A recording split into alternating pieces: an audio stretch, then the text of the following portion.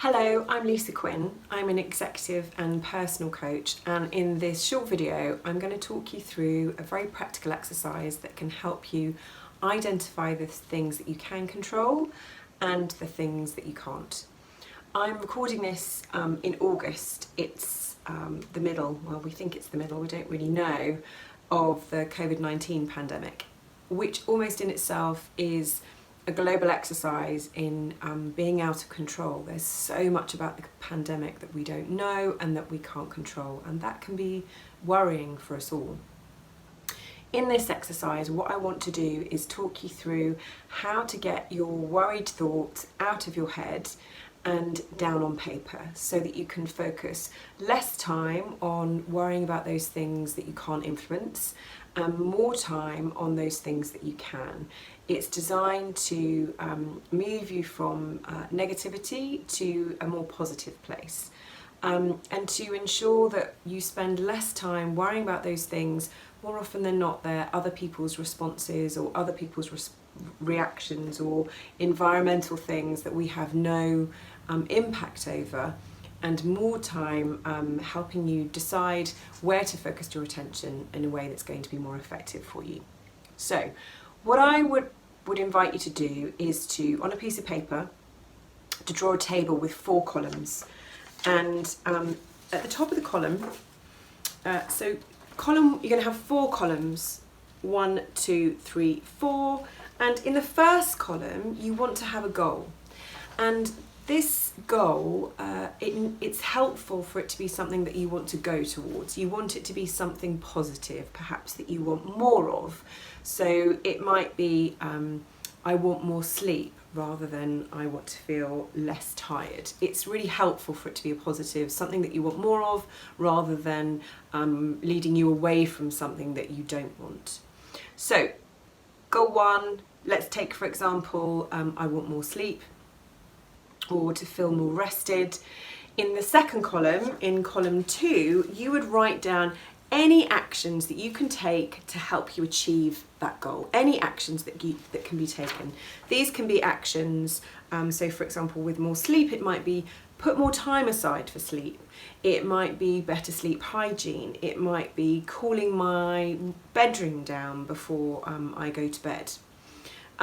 Write down any and all actions or factors that are going to have an influence on you achieving that goal in column 2. And then in column 3, you'll be able to print this out afterwards with an example actually to help you if you learn better by reading things rather than hearing someone talk you through something. In column 3, you're going to write actions or factors I can control.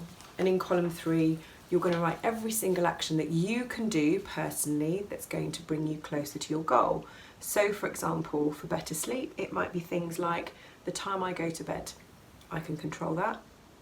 I can also control reducing my screen time for an hour before, so I turn my screens off an hour before I go to bed. Or it might be if I want to cool a bedroom, it could be buying a fan, for example. So everything that you can control, you write down in column 3. And then in the last column, this is often the most interesting one, the last column is actions or factors that are beyond my control. And they are more often than not other people's reactions, how other people might feel or think, or what they might say, or how they're going to behave. And we often imagine these, imagine that they're going to be worse than they are. But it might be things like, if one of your actions is the time I go to bed, the thing that you can't control is you can't control what quality of sleep you're going to get. You may not be able to control your partner's response to an earlier bedtime.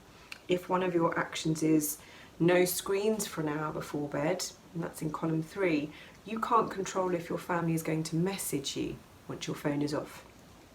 If you buy a fan, for example, you can't control the temperature outside, you can't control the weather.